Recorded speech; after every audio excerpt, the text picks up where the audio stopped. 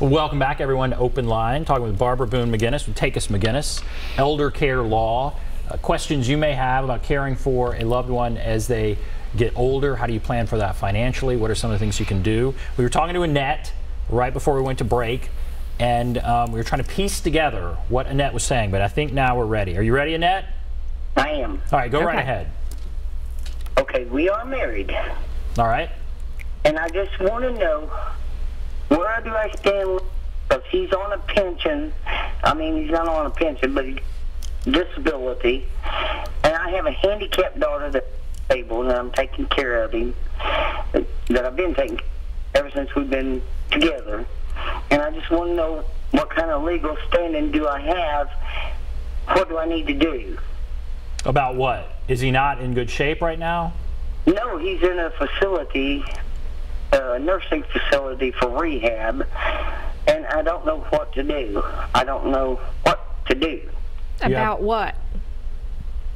About his disability. I'm married to him. We've got financial debt that I have to take care of, and they're talking because it's looking long term, and they're going to take away his check from me, his Social Security check, and we've got debt, and I don't know what to do. Actually, I do know where she's going now, what we need. So, to recap, all right, she's 53, I think. He's 71. He had 2 brain surgeries. She has a power of attorney, but now it sounds like he's not doing all that well, and there's major debt from all of that that's piling up. Probably just life debt, mortgage, utilities, you know, those sorts of things. But after the hospital stay, going into a long-term care skilled nursing facility for rehab care is a very common transition step, and Medicare only pays for up to 100 days of skilled care. So that's a relatively short period of time, and if someone is not rehabbed to the point where they can return home, which sounds like might be their life situation, that and he needs to stay now long-term care. So how's that long-term care going to be paid for? Again, sounds like income plus his income plus Medicaid, most likely. So if his income is his Social Security disability check, the facility sounds like is made plans for rep payee status, so that the check will be allocated. This is a case where they probably really do need legal counsel, because the rules of spousal impoverishment are designed to not impoverish the community spouse, which Annette is the community spouse, and she has a dependent child as well, but to just care for the person that needs the inpatient, the applicant. So there are rules in place that could protect her. People aren't necessarily just going to jump up and tell her how to protect herself, but legal counsel, if she can afford that in Kentucky, then she needs an attorney or someplace like a legal aid or a Tennessee Justice Center to help put her on the right path of how she can protect that income, as well as whatever their resources may be. When we talk about the nursing home taking the house for the payment, and the nurse, you know, they don't want the house, but they deserve payment. When that situation happens, it can impoverish the spouse, but that's not supposed to happen, right? Right. The applicant, the institutional spouse, they're allowed to have a home, and as long as they're married, the community spouse can have a home of any value. The community spouse actually gets an income allocation, her own income or her husband's income, and then if there's a mortgage, then there is an excess shelter allowance added to that basic spousal income allocation. They look at countable net worth and divide that, and so there's provisions for the community spouse to have a set aside, a certain amount of assets that can remain in her name, while the institutionalized spouse is being cared for under Medicaid rules or Medicaid payment to the facility. So while a lot of facilities will help with those Medicaid applications, it's really not their role to advise or counsel her on how to protect herself. And that's really the role sometimes where lawyers step up. You know. Well, that does sound very important, because that sounds like the situation she's in. Okay, Ned, thank you for that call, and good luck. You do have a tough situation, but hopefully there's some advice you can get about your specific situation from an attorney or somebody there near you. But thank you for calling in. Let's go to Robert. Thank you. Oh, you're welcome. Yeah. Let's go to Robert. Hello, Robert. Good evening, folks. Would you be able to take on the task of maybe answering me a question about Social Security payments? Sure. Let's give it a try. Okay. On July 18th, I got a letter from Social Security. First, let me say I was on SSI from 2003 until August of this year. Well, they... because I turned 62, they had forced me, like they do to a lot of us, to go with early retirement benefits. But the letter on the 18th said that, oh, congratulations. Oh, I had a bake a pie. I was so happy that I would be receiving early retirement benefits. And then on August 3rd, I would get my first check. Well, in between that 18th and the 1st, I forgot about that it was going to show up on the 3rd. So I called on August 1st, and there was an SSI payment there on the 1st. So I immediately called Social Security Administration. I spoke to a gentleman, and I wrote everything down, the time of the call, his name, and he assured me that I was eligible to keep that SSI check, that check would finalize any payments due to me through SSI. Okay. So I get a letter from Social Security saying that they want that money back. And I really don't know what to do, because I don't understand if employee representative error caused me to use that very important check. You know, why would I have to pay it back? All right, let's see if we can wade through that. All right, what do you think here?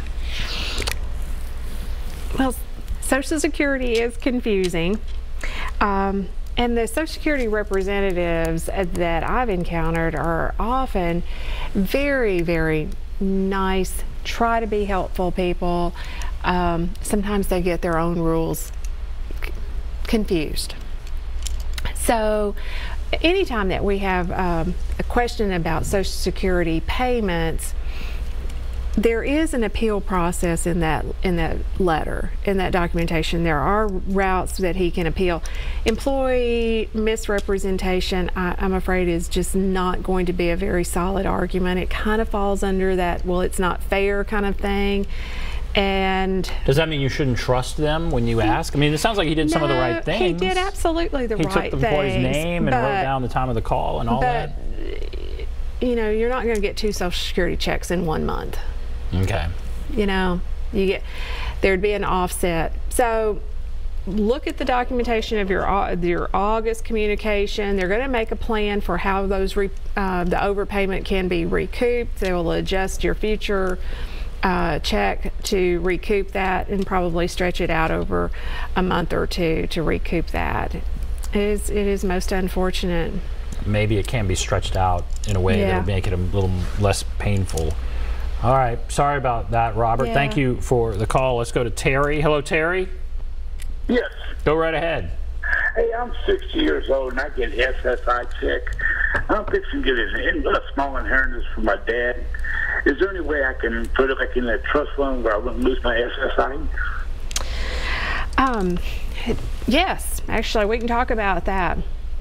SSI is a means-tested benefit, and it's going to have income, net worth caps, and sometimes a well-meaning relative leaves you an inheritance, and you are faced with exactly that question. What do I do with this money? I have to report it when I receive it. What can I do with it so that I can keep my SSI benefit?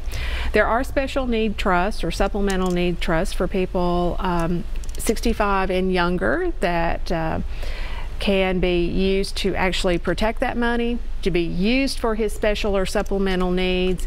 There's things like a Vista Points Pool Trust That's available for disabled people of any age, or depending on the size of the inheritance, perhaps the estate attorney can recommend a special needs trust attorney that could draft such a trust for his inheritance, so he won't have to lose his benefit.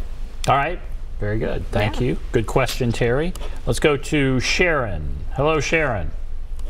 Hello? Go right ahead.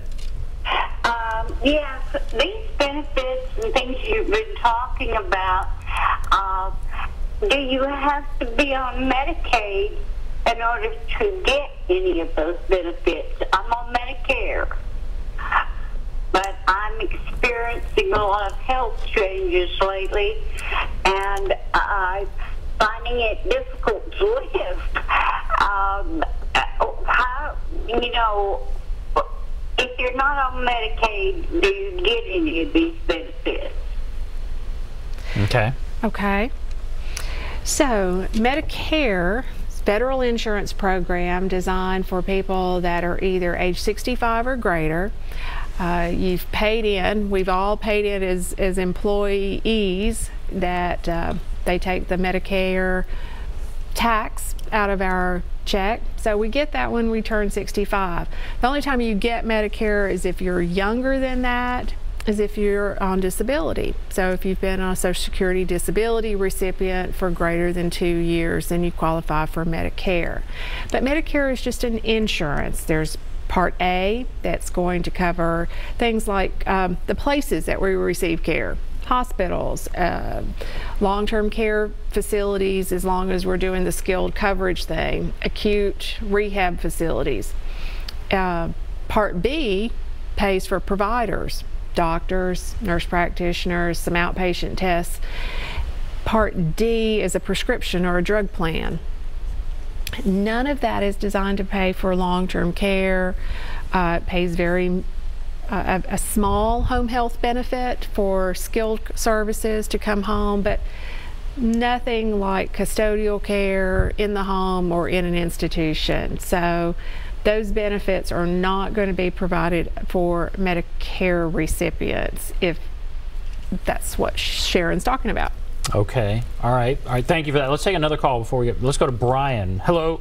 Or no, Brian. Hello, Brian. Hey, good evening. You know, Nick's a good friend of mine. I'm 52. He's younger than me. I don't know how old you are. Maybe about my age, but I'm looking to retire when I'm 55. And SSI, that's not Social Security like what I'm looking to get when I'm 62. Right. I've got a lot of income coming. I worked at Chicago Tribune for 11 years, and I got a big $1,183 a month coming to me in 3 years when I turn 55. I'm going to try to retire on that because I moved out to Fairview from Bellevue. My house is paid for. And I guess I'm not elderly, but what is that elderly group? Not elderly, the senior AARP. AARP, right. They're saying, hey, you're not too young and stuff. And I'm looking to retire and stuff. So I was wondering any advice I can get for you because I'm not elderly. And my mom, I keep inheriting money because I'm the youngest of 5 boys. My oldest brother died a long time ago and left me some money. And then my second oldest brother died and left me some more money. So do you have any advice for me? Okay. Well, let's talk about that. Age 55 is awfully young to retire in today's world. You could have 30, 40 years of life left. So make sure that you've got a good plan for how you are going to fill your days. $1,183 is not a lot of money to live on each month, no matter if your house is paid for. You're going to have to cover insurance at through that gap. Not eligible for Medicare, not eligible necessarily for Medicaid. So you're going to be buying insurance and thinking about how to cover that. And all those piles of inherited money, you probably need a financial planner to help you make sure that you've made good investments and wise choices. All right, Brian, that's interesting. I appreciate that question. We have to take a break. If you're on the line, hold on. We'll get to your call, take a couple calls. When we come back, there's the number 615-737-PLUS, 615-737-7587. Take a break, be back right after this.